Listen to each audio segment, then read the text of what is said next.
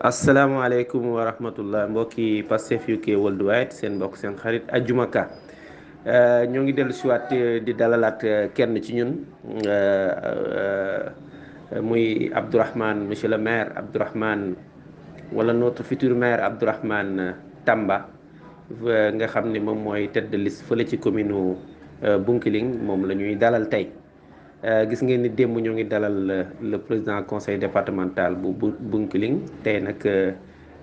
commune ba la ñuy dalal ki nga xam ne moom mooy suñu futur maire foofu moom la ñuy dalal muy Abdourahmane Tamba di comme ni ma ko waxee rek wax dëgg yàlla ci xat-xat lañ ko jotee parce que ñoo ngi koy wax ni président Sonko dafa war a jaar donc yàlla na yàlla yombal lépp ginnaaw loolu aussi. ci loolu ñoo ngi nuyu suñu coordonnateur général pour Pastef UK Mamadou Ndiaye di nuyu son vice coordonnateur Charles Romano di nuyu aussi le secrétaire général Mamadou Badji alias BMW di nuyu aussi ki nga xam ne moo jiite commission des sages di nuyu aussi kilifa yi nga xam ne ñoo ci groupe bi yëpp nag vraiment bàyyiwuñu kenn ba ci ñun ñi nga xam ne ñoo ci gën a suufe di leen jox seen wàccuwaay kon donc ñu bàyyi la monsieur le maire nga dugg si nuyu ak waa Pastef asalaamaaleykum waa Pastef UK maa ngi nuyu ñëpp di ziar ñëpp monsieur Ka yow mii ma jot a amal contact maa ngi lay ziar bu baax di rafetlu émission bi bon démb kon ni nga ko waxee démb laa jot information bi tey encore ñu confirmer ni ñu président Ousmane Sonko day ñëw biir Bounkiling mais ba léegi amaguñu heure bi waaw xat na trop mais je me suis dit que ni gars yi fu mu toll nii moom ñun moom fu mu toll nii on est ouvert au débat. bëgg nañu képp ku ñu woo tey jii ñu am lu ñu mën a waxtaan ak moom ci lu la nga xam ne mooy mën a jëmale dëkk bi kanam moo mën a jëmale tamit Bounkiling kanam waaw maa ngi nuyu ñëpp maa ngi nuyu membre groupe bi yëpp di ziar ñëpp kontaan encore dellu di la wax ni maa ngi kontaan bu baax ci émission bi waaw jërëjëf monsieur le maire Abdourahmane Tamba vraiment di kontaan lool di la dalal fii ci Pastef UK Worldwide suñ la doon laaj tey maanaam sa parcours sa jaar-jaar monsieur Abdourahmane Tamba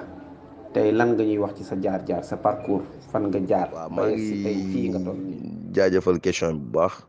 bon bu may ñëwee ci sama parcours kon ni mu ko laajee bon li ma mën a wax mooy man doomu homme de tenue la doomu gendarme la sama papa gendarme la woon armée gendarmerie nationale bu Sénégal pratiquement man sama enfance damay mën a wax ni boog région Sénégal yëpp def naa ko dem naa région Sénégal yëpp parce que simplement sama papa nekk na commandant brigade ci région yu bëri ci Sénégal dégg nga li ma mën a wax mooy kon ni ma ko waxee sànq rek lu ci mel ni région wu bu ma gën a marqué fii nga xam ne foofu laa defee sama lépp moom mooy région président Macky Sall bi ci boppam mooy région de Fatick. falaa defee falaa amee BFEM falaa amee bac falaa defee lépp falaa defee sama terminal ak lépp foofu laa jàngee depuis Macky bu muy nekk ministre des mines j'ai été aussi président de Fosco au lycée Coumba Ndoffène Diouf 2 années successives bon yooyu mooy ay moments yi nga xam ne dirigé naa ko dirigé naa benn moment aussi bu ñuy naan femme Fatick avec Macky mais bon en ce moment je n'étais pas trop politique mais c'est des mouvements yi nga xam ne mouvement de soutien la woon quand on était élève bon bi ma jógee boobu bon dama abstenir woon trop ci affaire waaw ma dellu toujours ci sama carrière bi ma jógee Fatick entre temps dama jàll directement jàngale je suis enseignant de profession dama jàll enseignement damay volontariat en 2005 ma def formation 2005-2006 ma commencé jàngale je suis à ma 16e année cette année Vélingara dans la zone du Fouladou fa laa def 12 ans présentement à Bounkiling je suis à ma 5e année waaw Vélingara j'ai été là-bas comme chargé d'école pendant à peine 6 ans et adjoint dans une école pendant 6 ans aussi Bounkiling bi ma fi ñëwee ba léegi je suis adjoint à l'école 1 de Bounkiling bon sama carrière politique moom li ma ci mën a wax tuuti la parce que bon man au niveau de Vélingara bu may commencé ak Pastef c'était tout simplement avec les participations dama doon ñëw bu ñu nee Pastef lii lay def ma bokk participer mais bi ma ñëwee au niveau de Bounkiling j'ai trouvé en ce moment le Pastef doxal gi tax moom lañ naan doxal la parce que simplement benn nit laa fa fekkoon muy le coordonnateur Atab Sandé mi ngeen xam ne def ngeen ak moom émission moo ñëw ne ma yow de kon ñëw nga bon man yaakaar ne war nga maa mën a jàppale ma ne ko en tout cas de man je ne suis pas trop politique mais xam naa ni moom j'interviens souvent sur les activités de PASTEF li ma yàgg def mooy bu ñu nee participation lépp bu may nekk feneen nga dama koy def mais kon léegi fii ñëw naa nga ne ma bëgg nga ma jàppale la incha allah dinaa la jàppale ñu liggéey ci loolu noonu laa tàmbale lii rek moom fu muy dem ñu ànd fu ñuy faloo fu ne mu ne ma yëkkati sa loxo nga faloo affaire yooyu noonu laa commencé. kon ni ma ko waxee am ay bi ma gën a marqué ci département bi man maay le chargé de la vente des cartes au niveau départemental. dégg nga kuy ne chargé de la vente des cartes mooy massificateur la en même temps parce que je travaille avec le chargé de la massification Bounkiling dans le département mën naa ne fi ma tegul sama tànk dans le département de Bounkiling dégg nga di fa wax Pastef ak samay moyens bëriwul j'ai fait tout le département pratiquement partout dans le département dem naa fa si vente des cartes si massification investiture mën naa ne investiture bien vrai que man dañ maa investir mais mën naa ne localité Bounkiling ñëpp ñu investir pratiquement man bokk naa si ñu investir parce que simplement loolu bu la ko yàlla mayee rek mooy maanaam dañoo yaakaar ci yow dégg nga am confiance ci yow moo tax ñu bokk la si supervision yi chaque fois man maay dem supervision pour investiture yi dem naa ko localité yu bëri ci au niveau de Bounkiling bon fii bu ñuy investir au niveau de Bounkiling jafewul woon franchement parce que xam nga rek yàlla des fois da lay jàppale ci benn affaire ci lim lay fekk la lay jàppale parce que dañoo yaakaaroon ni dañoo gis sama liggéey bi nga xam ne moom gis nañ ma koy liggéey au niveau de Pastef de la commune moo tax bu ñuy naan kan lañ investir les gars finalement ont décidé ma personne de façon unanime ñu ne ma nañ ma jël parce que ATAP le coordonnateur avait décidé de s'investir au niveau départemental dégg nga bu ñu porté leur choix ci man ma accepté affaire boobu noonu et depuis lors laa commencé di def lépp li ma nekk di def nii ba tey ji alhamdulilah ñu ngi nii ci campagne bu métti mais bon alhamdulilah ñu ngi def lu ñu mën ba jërëjëf message bi mën a jàll monsieur le futur maire macha allah de Bounkiling yàlla fay parcours bi wax dëgg yàlla am na solo comme ni ma foom sa naataango yi nga xam ne jaar nañ fi ñëpp nag wax dëgg yàlla dañuy wax rek waaye coalition Yewwi Askan Wi moom vraiment gàcce ngaalaama te xam naa nit am nga expérience parce que le fait que OPJ doon sa papa nga xam ne c'est un officier de police judiciaire donc nga jaar ci loolu ba tey nga atterrir tey ci mairie bu Bounkiling ci loolu ma lay laaj Bounkiling tey ku fa bëggoon a dem tey fan ngay nan ngay def léegi am na benn bi ma tëboon sama parcours parce que simplement boobu dama koy bañ di rappeler chaque fois quoi dégg nga daf ma parce que da doon li nga xam ne bon xam nga rek kon li nga wax sànq moo tax sax ma dellu ci parce que OPJ bi nga wax noonu man pour vous dire que en 2004 j'étais au camp Sémidimit bu Kaolack avec ENSOA dama jàlloon ENSOA mais j'ai été réformé parce que dama amoon hémorroïde dama feebaroon bon noonu laa bàyyee armée après entre temps laa jàll volontariat quoi boobu passage bi nga xam ne dama ko fàtte woon alhamdulilah waaw yàlla baax na amin waay kontaan naa si ñaanee waaw bon Bounkiling pour nga ñëw Bounkiling bu dee da ngaa jógee Dakar mën naa ne da ngay romb Mbour Fatick Kaolack jël bagu Farafeñe bi mooy Gambie bi booy dugg da ngay duggee par Sénoba foofu la Bounkiling yem Sénoba après nga ñëw Carrefour Diaroumé mu ngi à 6 kilomètres de Bounkiling boo déggee Bounkiling après nga mën a jël yoonu Ziguinchor bi voilà ngay egg Ziguinchor Bignona tamit mu ngi suñu kanam waaw Bignona ngay jot après Ziguinchor waaw yoon bi nag métti woon na trop mais bon ak pont bi léegi moom wax dëgg yàlla jóge Dakar egg si Bounkiling moom à moins de 4 heures mën nga koo def bu dee sa oto baax na. jërëjëf moom instant bi moom amul jafe-jafe. monsieur Abdourahmane Tamba di rappeler rek toujours ñoo ngi ci suñu émission bi ñuy faral di def di dalal suñu futur maire yi fii ci Pastef UK di la wax ni aussi coordonnateur général Mamadou Ndiaye son vice-coordonnateur le secrétaire général Pastef UK ñoom ñëpp ñoo ngi suivre. ginnaaw loolu aussi question bi ma lay laajaat mooy day dellu siwaat toujours ci commune bi su la yàlla may aussi nga jël commune bi lan ngay njëkk a def, ok lan mooy sa monsieur Ka jéego yu njëkk. bon ma dellu ci waat wax ci par rapport ak commune bi kon ni nga ko waxee ñun bon Bounkiling pour vous dire que ni lenn xam nañ ko mooy on a un maire qui a fait 22 ans de pouvoir 22 ans mooy lan parce que simplement amoon na 5 ans de mandat bi nga xam ne moom mooy PCR xamoon ngeen ni mooy président communauté rurale yi Bounkiling ñu ngi ko def département mooy bi Ablaye Wade nekkee fii bu mu koy def département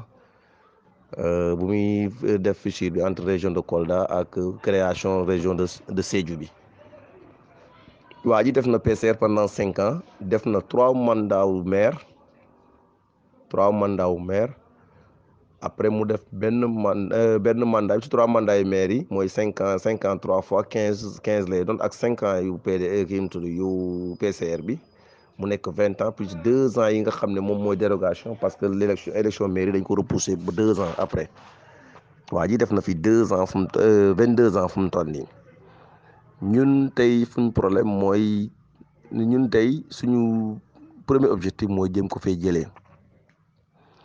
fay jëlee pour simplement essayer changement parce que bon il fi dis de 22 ans nga xam ne yow 22 ans boo ñëwee commune Bounkiling li mu diriger vu bilan ak lépp doo ko fekk biir Bounkiling léegi nag ñun suñu objectif premier mooy ñu génnee ko fi ba pare créer une équipe jeune avec des nu tudd un programme très jeune très efficace dégg nga pour mën a nous avons mis notre programme dañu am programme par rapport à beaucoup de yi nga xam ne day englobe presque 9 domaines de compétences yi programme yi ñu am bëri na trop am nañ programme ci santé am nañ programme ci éducation assainissement am nañ programme ci économie ak lépp mais fu mu toll nii moom lañ njëkk a teg sax programme boobu lañ njëkk a teg pour par rapport ak population Bounkiling ñu jéem a adopté programme boobu noonu ñu jéem ko lire parce que ñun loolu lañ njëkk a def ci ay flyers ak lépp balancé ko pour nit ñi lire ko message boobu lañ njëkkoon a fexe jàllale dégg nga boo jógee ci loolu tamit suñu beneen objectif mooy lan mooy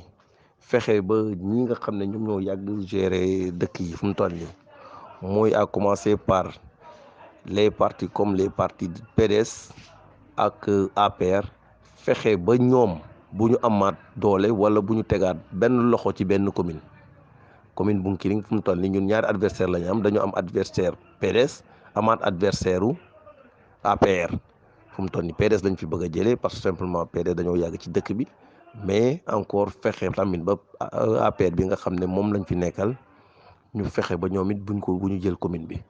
maanaam Yewwi Askan Wi au soir du 23 na fexe ba gagné commune voilà bi. monsieur le maire Abdourahmane Tamba comme ni nga ko waxee ancien maire bi yàgg na fa lool depuis PCR donc te seen objectif mooy bëgg faa jëlee pour yéen ngeen mën a toog li may laajte foofu mooy yéen soo leen ko fa jëlee tey par exemple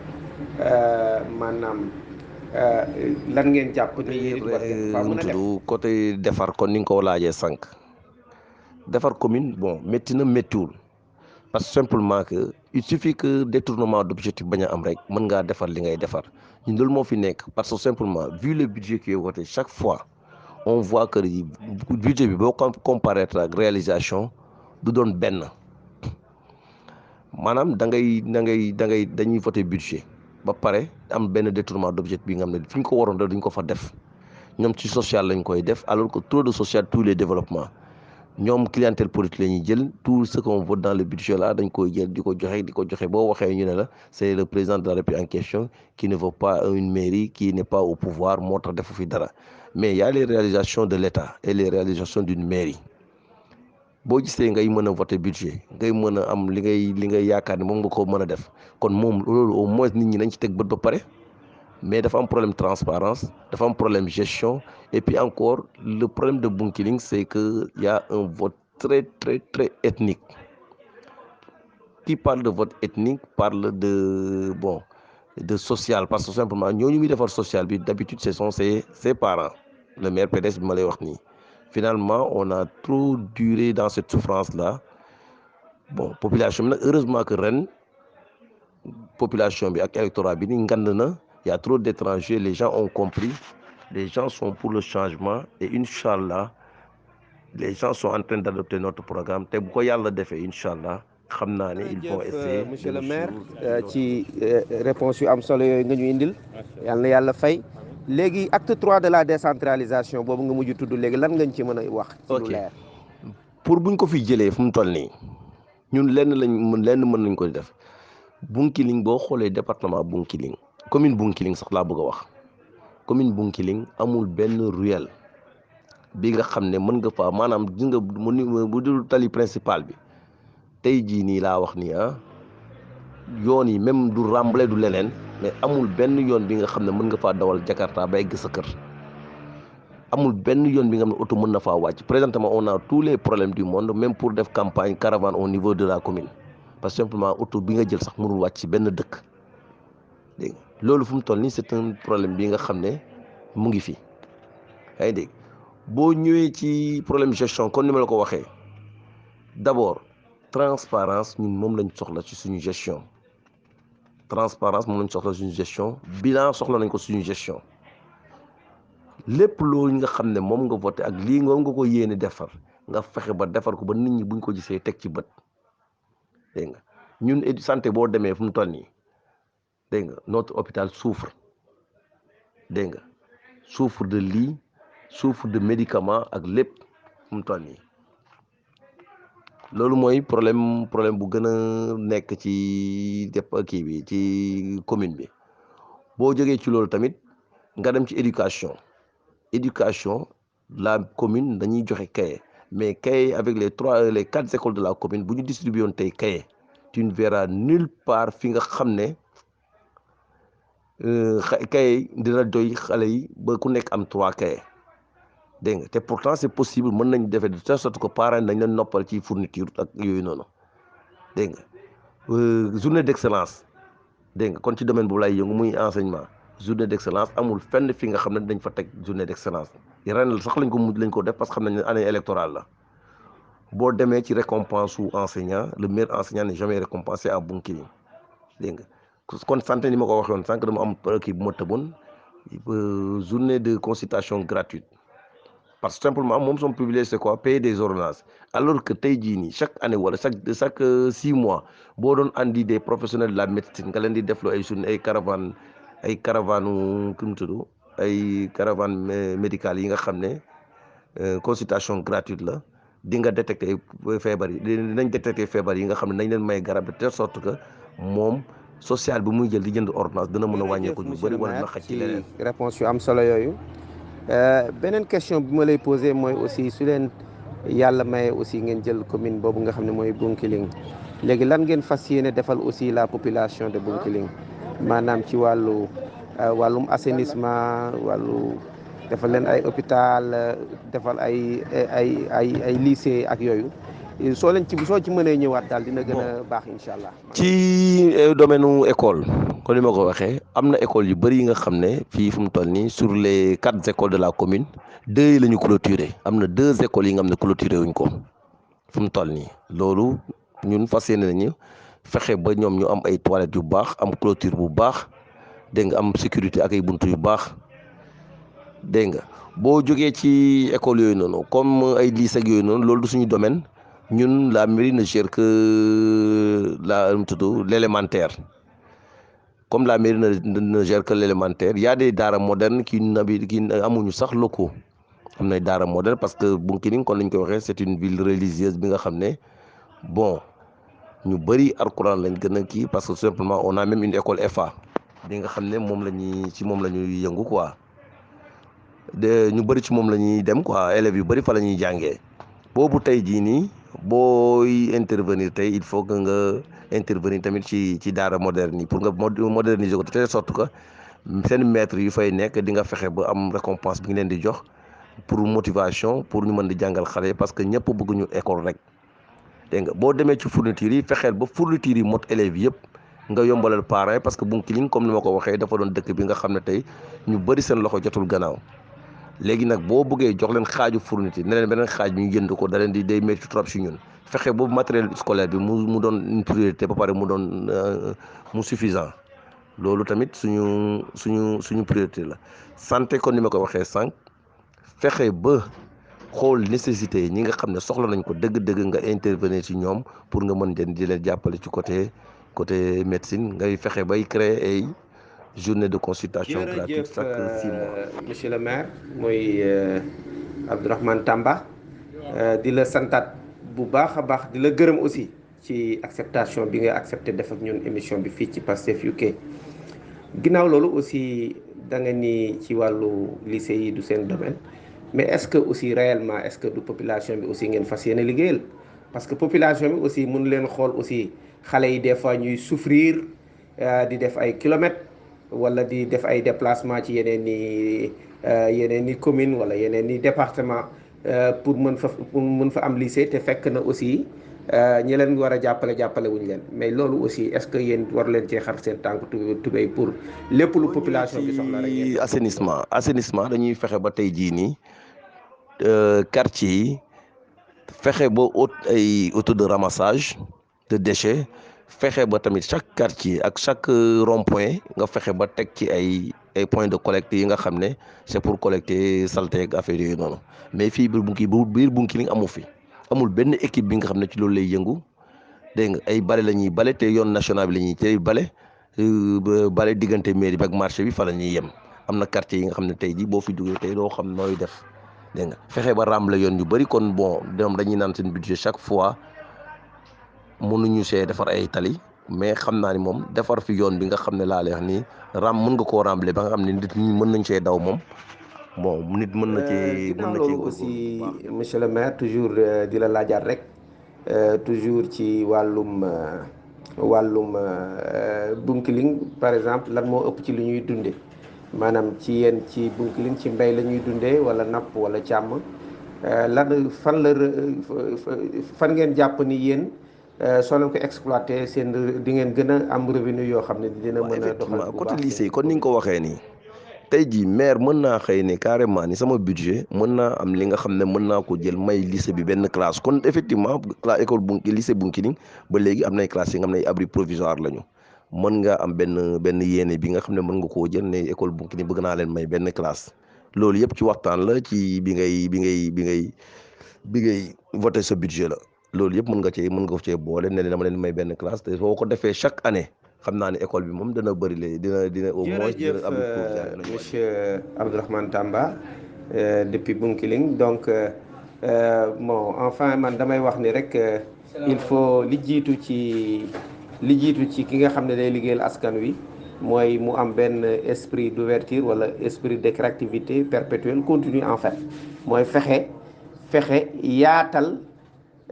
xelam yaatal xam-xam bi ba fexe population bi aussi li ñu bëgg suñ ko bëggee dinañ ko yóotu te duñu sonn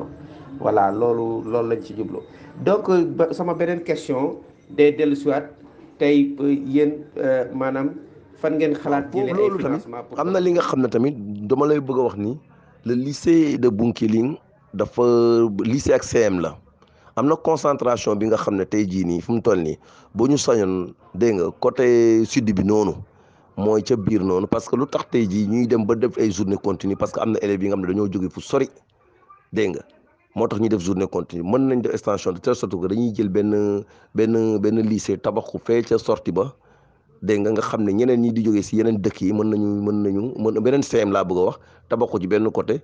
génne lycée bi ci premier CM bi yóbbu ko feneen de telle sorte que dina am benn kii ci biir quoi dina tane quoi parce que simplement élèves yi bëri bi nga xam ne car telle sorte que bon man journée continue dama koy wax chaque fois doonu li nga xam ne gënal na ma parce que xale bu wàcc journée continue chaque fois jàngam day metti parce que du mën a jàng ñeneen ñi dañuy dem ku ci mel ni góor day dem football xale yi jigéen ñi dañuy dem nekk ci leneen wala dañu leen liggéeyloo kër yeeg kenn xamul mais tey jii boo leen occupé ñuy gont ak affaire yi noonu dégg nga lu bëri mën naa changer mais lu tax problème bi yëpp fu mu toll nii benn lycée lañu yor dëkk bi yëpp fa lañu jàngee village yu ñu wër yëpp fa la ñuy jàngee tey boo ko defoon beneen CM nga génne xaw koo génnee tuuti dëkk bi dégg nga am na dëkk yooyu nga xam ne ñoom da leen di faciliter fu ñuy dëkk ak CM bi fu muy nekk mën nañuy dem di def ay aller retour jàng ñëpp si quoi mais boo gisee tey ñuy journée continue jafe-jafe yooyu la quoi beneen lycée daal ñun moom la ñu beneen CM daal bu ñu sañoon danañu fexe ba bu dee bind la tamit ñu fexe ba monsieur le maire commune ci xalaat yu am solo yooyu xam nga bëggoon naa xam aussi ndax yéen a ngi xalaat def ay tali yu baax ay goudron en fait goudronné ko et tout nga xam ne aussi population fi ñuy jaar du ñu sonn parce que loolu damay bañ na nga dellu si ma nga ne ma loolu bokk ci suñuy compétence parce que man damay wax ni liggéeyal askan wi li ci jiitu mooy nga am ay partenaires aussi yu dëgër ah bon soo amee ay partenaires yu dëgër yoo xam ne wax dëgg yàlla lënkaloo nga ak ñoom ba ñu mën laa defaral benn lycée wala mën laa defaral benn école wala mën laa defaral tali diggante axe sàngam ba axe sàngam mais loolu damaa jàpp ni loolu moom sa avantage la waaw donc loolu daal day baax li ci des mooy dama lay laaj yow lan moo tax nga bëgg a doon maire ci bëy la ñu nekk bëy moom wax dëgg yàlla kon niñ ko waxee rek ñun jéem nañ ko avec les vacances agricoles patriotiques ci bëy la ñuy gën a yëngu fu mu toll nii mooy sax suñu privilège fu mu toll nii bëy ak transformation parce que fii am na ay fruits fii am na ay dex am na ay faroog affaire yooyu noonu fi nga xam ne mën nga faa liggéey li nga xam ne lu ci mel ni riziculture mën nga fiy def transformation kon ni ma ko waxee am na ay produits yu bëri yu fi nekk àll baa ngi fii mën nga fay béy tool ay hectares mën ko fay am mën nga fay béy yu am solo dégg nga loolu daal mooy économie li ñuy gën a soxla ci économie fu mu toll nii waaw loolu moom franchement bu dee ay outils ngay def bu dee ay semences ak yi lu ne ngay def pour jàppale population bi pour béy beeg yooyu noonu mu faciliter leen yenn affaires yu bëri parce que simplement kon ni ma ko waxee tool manqué wuñu ndox manqué wuñu fruits ak légumes. léegi nag bon li ñu fiy dese mooy tout simplement exploitation terre bi pour mën a financement GIE tamit parce que loo gis lu ne GIE la parce que tey jii nii boo financé woon GIE ci transformation nga financé leen ci yenn liggéey yi maraîchage beeg affaire yooyu noonu yëpp dégg nga tey jii dana leen jàppale de telle sorte que famille danañ amal seen bopp danañ ko jaayaat dëkk bi dugal dara ci dëkk bi tamit doon li nga xam ne fu mu toll nii du manqué lu mel ni légume parce que tout simplement li ma ko waxee légume fu sori lañ koy jëlee fu mu toll nii am nañu espace am nañ lépp mais boo demee bay jënd ay soble Dakar dem di jënd ay carottes ak yëpp Dakar c'est pas tout simplement manque d'occupation la loolu mooy suñu jafe-jafe bu gën a rëy parce que wax naa ko sànq ndox moom manqué wuñ ko muy doon nawet muy doon noor fu ñu bëgg am ndox nañ ko am parce que suñu teen yi mënuñoo sori bi nga xam ne dégg nga xam nga wax naa ko sànq li ma wax la sànq xam nga la mooy problème bi waxoon naa ni mu toll ni maire bi fii nee na moom le fait que mu nekk parti opposition moo tax muy am yenn jafe-jafe yi parce que tey jii dëgg la tamit bon yooyu boo ko bëggee def xam nga nduróol ak bu njëkk bi nga xam ne da ngay ñëw rek dégg nga ñu bàyyi la lépp li nga xam ne yaa ko war a liggéey nga liggéey ko mais léegi dafa am li nga xam ne da ngay def say prévision ba pare nga déposer gars yi financé la pour nga kii mais boo ci defee yoon tey jii nii dégg nga ñu xam ne yaa ngi parti opposition am na yeneen nga dañ ciy dëgg tànk ba yow doo ko mën a réaliser te boo ko réaliser woon tey jii tamit mën nañ la ci topp ak kenn xamul parce que dañuy naan da nga def détournement d'objectif ak kenn xamul loolu doon na li nga xam ne tamit au moins ñun nu mu bon di nga déposer ne lii laa bëgg a def sama dëkk yoon yi baaxuñu dégg nga loolu ñun danañ ci jéem a taxaw te danañ ko jéem a def suñu programme chaque fois de telle sorte que kon ni ma ko waxee sànq mu doon suñ priorité parce que effectivement yoon yi biir Bounkiling baaxul yoonu Bounkiling yi benn yoon nga laa lay wax ni mënoo fa dem nga fecc sa soxla ak moyen de locomotion moto comme véhicule benn yoon baaxul ci dëkk fu mu toll nii loolu jafe-jafe la bon loolu boo nekk suñu programme parce que simplement ñu dañu doon remblayer yoon yi mais aussi à quelques kilomètres de route dégg nga quelques kilomètres de route boole nañ ko suñuy programme fu mu toll nii waaw mais nag doon li nga xam ne du yomb mais ñun nañ ci jéem a def suñu doole kon ni ma ko waxee sànq partenariat bi loolu la effectivement dans notre programme on a prévu des partenaires pour le domaine de la santé de l'éducation et même ces choses pareilles mooy kon yoon bi ngay wax noonu ak bon domaine domaine économie dégg nga pour le financement des GIE et autres loolu il faut nga am ay partenaires yu baax yi nga xam ne mën nañ la jàppale yoon yi tamit kon ni nga ko waxee il faut nga am ay partenaires yi nga xam ne il faut que des fois nga jóg yow liggéeyal sa bopp de telle sorte que da nga am ay partenaires yi nga xam ne nañ la jàppale ci yeneen affaire yu bëri. loolu tamit manqué nañ bu baax. jërëjëf monsieur le maire ci réponse yu am solo yooyu nga ñu indil toujours fii ci Pastef UK Worldwide beneen question bi ma lay posé mooy xam nga ni sa candidature coalition bu mag boobu ñu tudde Yewwi Askan Wi moo ko jiite ci loolu nag ñu lay laaj coalition boobu muy coalition Yewwi Askan Wi yan chance la am foofu ci Bounkiling. ginnaaw loolu aussi monsieur le maire Abdourahmane Tamba bëggoon naa xam aussi ban façon ngay battre campagne maanaam par ay caravane ngay def meeting ngay def porte à porte ngay def mais ci ban anam ngay battre. coalition Yewwi Askan Wi ci Bounkiling lenn laa ci mën a wax am na fi chance yu bëri parce que tout simplement bon damay wax ci par rapport ak élection yi passé dégg nga su may wax damay wax ci élection yi passé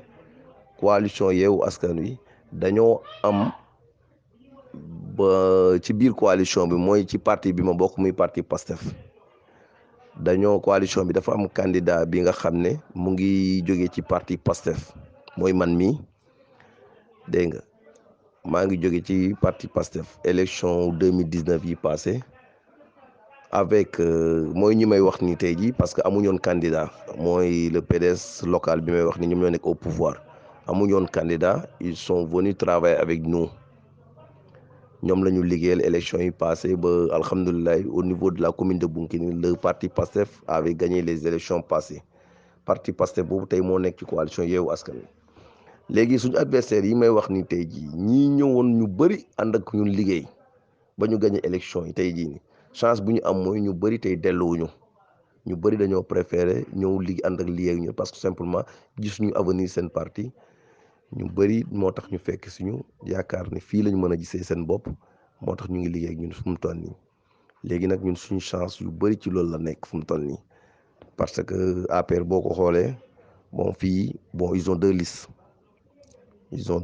il y a des frustrés de l'APR yi nga xam ne dañoo créer beneen liste ak benn APR bi nga xam ne c'est la liste nationale Benno Bokk Yaakaar kay c'est la liste nationale bon boo doon xool daal ñun on peut profiter de toutes ces chances là pour mën a falu parce que bon comme ni ma ko waxee sànq fii au niveau de Bounkiling les gens aiment tellement le changement et leur changement ils ont porté leur choix sur la coalition Yewwi Askan Wi loolu daal mooy ñun suñu chance bu gën a bëri fu mu toll nii te xam naa ni moom loolu foofu la ñu yàlla mën a jàppale tamit pratiquement am na ay journée de meeting mais bon dans tous les 15 jours dans tous ces 15 jours là man 3 meetings rek laa am grand meeting laa am 3 grands meetings laa am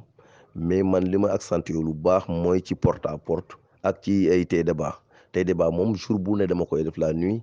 je déménage je prends ma chaîne à musique dañuy jël suñu chaîne à musique dem ci benn quartier am benn militant bu woote mu regroupé ñu dem waxtaan wane nu ñuy voté joxe suñu spécimen dégg nga waxtaan ak nit ñi dégg nga déglu nit ñi tamit ñu wax ak ñun loolu daal xam naa ne moom ñun campagne boobu la ñuy def quoi parce que tout simplement parti yi bokkuñu am na ñi nga xam ne mën nañoo continuer régulièrement di def ay meeting mais ñun suñu doole tollu noonu moo tax ñun tey bu ñu defee meeting tey jii dañuy xaar ba quelques jours ñu defaat benn caravane am ay té débat ak ay kii nu kon ni ma ko waxee sànq ak ay porte à porte kon ni ma ko waxee sànq ñun daal noonu la ñuy procédé pratiquement am na ay journée de meeting mais bon dans tous les 15 jours